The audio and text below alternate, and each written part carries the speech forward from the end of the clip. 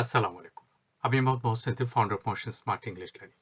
শিশুরা কিভাবে করে নিয়মিতভাবে স্পোকেন ইংলিশটা শিখবে তার ধারাবাহিকতায় আমরা বলেছিলাম আমরা কয়েকটি ভিডিও শিশুদের জন্য দেব ইউটিউব চ্যানেলের মধ্যে, যাতে করে দেশের বিভিন্ন প্রান্তে থাকা শিশুরা তাদের স্পোকেন ইংলিশের দক্ষতাটাকে বাড়াতে পারে। সেই ধারাবাহিকতায় আজকের ৬ নম্বর ভিডিওটি আমি শিশুদের জন্য উৎসর্গ করছি। এই যে ভিডিওটি আমি আমাদের লিটল কিডস গ্রুপের যে সকল শিশুরা রয়েছে স্পোকেন ইংলিশ শিখছে তাদেরকে আমি উদ্দেশ্য করে এই ভিডিওটা করেছি, যে তাদের মতো আরও অনেক শিশুরা দেশের মধ্যে রয়েছে বিভিন্ন প্রান্তে যারা স্পোকেন ইংলিশটাকে সহজভাবে শিখতে পারে। আজকে আমি আলোচনা করব একজন শিশু কিভাবে করে কথাটা বলা শুরু করতে পারে।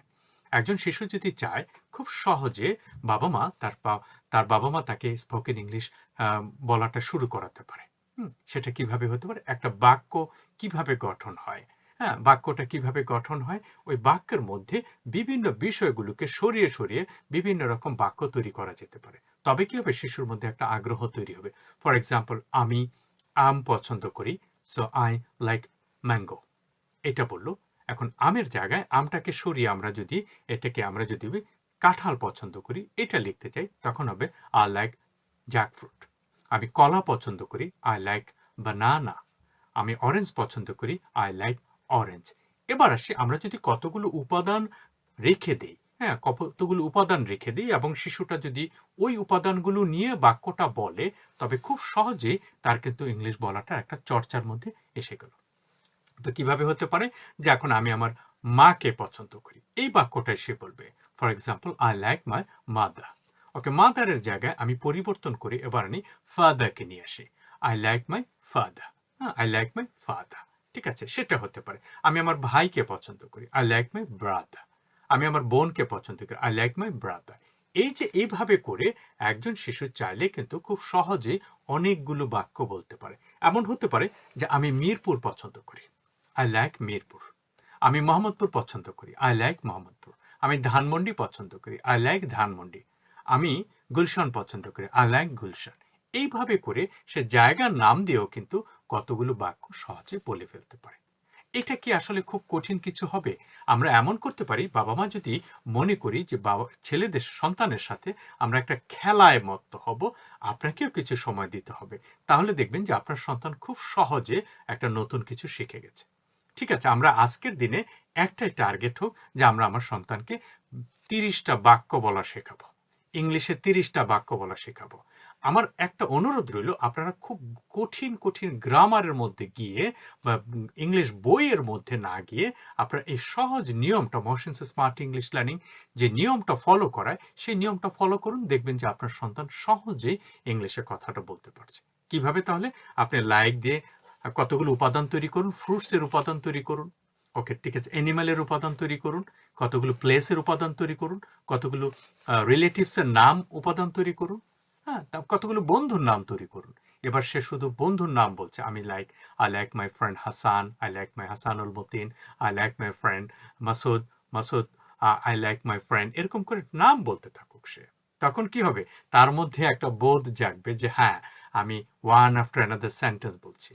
আমি এখন কেউ বরিশাল পছন্দ করে, কেউ সিলহেট পছন্দ করবে, কেউ বিভিন্ন জায়গাগুলো পছন্দ করে, শরীয়তপুর পছন্দ করবে, আই লাইক শরীয়তপুর। ফাইন, হতে পারে একটা সেন্ট। এবার শরীয়তপুর থেকে আপনি চাঁদপুরে চলে যান, আই লাইক চাঁদপুর।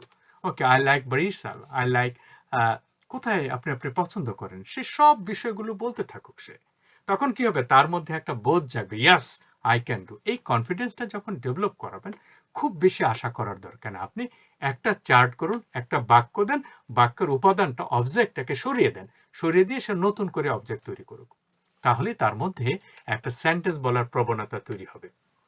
সো আমার কাছে মনে হয় এইভাবে করে বলে সে যদি 20 থেকে 30টা বাক্য বলে, তার মধ্যে কিন্তু একটা জড়তা কাটানোর একটা স্টেপ সে পার হয়ে গেল। ঠিক আছে, এর পরের ধাপে আবার আমরা আই এর জায়গায় উইটা বলি, যে উই লাইক। আই লাইকের জায়গায় উই লাইক হতে পারে, ইউ লাইক হতে পারে, হ্যাঁ, হি লাইকস হতে পারে। এরকম করে আস্তে আস্তে করে পরের ধাপে আবার আমরা ট্রাই করব। আজকে এই পর্যন্ত থাকুক, যে আমরা প্রথমে একটা শিশু কিভাবে করে বাক্যটা গঠন করবে সেটার উপর আমরা আলোচনা করব। ঠিক আছে, আপনারা চাইলে এটা রেকর্ড রাখতে পারেন। সবচেয়ে সহজ বুদ্ধি হচ্ছে রেকর্ড রাখা। প্রত্যেক জিনিসের কিন্তু রেকর্ড থাকতে হবে, তবেই কিন্তু জিনিসটা সঠিকভাবে হবে। হ্যাঁ, আপনার লেনদেনের যেমন রেকর্ড থাকে, আপনার কাজেরও রেকর্ড থাকতে হবে, আপনার ও যে ইংলিশ শিখছে সেটারও একটা রেকর্ড থাকতে হবে। তাহলে প্রত্যেকটা বাক্য বলবে একটা করে দাগ দেবে, একটা বাক্য বলবে একটা করে দাগ দেবে। তখন কি হবে, তার মধ্যে একটা সে জানবে যে দিনের শেষে সে কতটা বাক্য বলেছে। আবার যদি আপনি এটাকেই চান 1 মিনিটে সে কয়টা বাক্য বলছে সেটাও আপনি দেখতে চান, তবেও কিন্তু সেটা সম্ভব হবে। অলরাইট, সো আপনারা আজকে থেকে শুরু করে দিন। এটা হচ্ছে আমাদের 6 নম্বর ভিডিও। এর আগে আরেকগুলো ভিডিও আমি আমি বিভিন্নভাবে দিয়েছিলাম শিশুদেরকে, এখন আমরা অন্যভাবে করে আবার ভিডিওগুলো দিচ্ছি। সো আমরা ধারাবাহিকভাবে কতগুলো ভিডিও আপলোড করব। আপনারা যদি আমাদের চ্যানেলে নতুন হয়ে থাকেন, মনে করেন যে সাবস্ক্রাইব করতে চান, ভেরি ওয়েলকাম। আপনারা আমাদের চ্যানেল সাবস্ক্রাইব করলে পরের ভিডিওগুলো, আপনার নিত্য নতুন ভিডিও যেগুলো আমি আপলোড করব সেগুলো আপনারা পেয়ে যাবেন।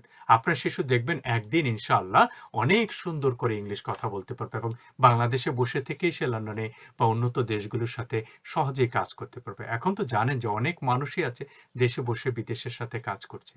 তাহলে আপনার শিশুকে আপনি সেইভাবে করে গড়ে তুলুন, দেখবেন যে আপনারও একটা পরিতৃপ্তি তৈরি হবে। ধন্যবাদ সবাইকে। মহসিন স্মার্ট ইংলিশ লার্নিং থেকে ধন্যবাদ। আসসালামু আলাইকুম।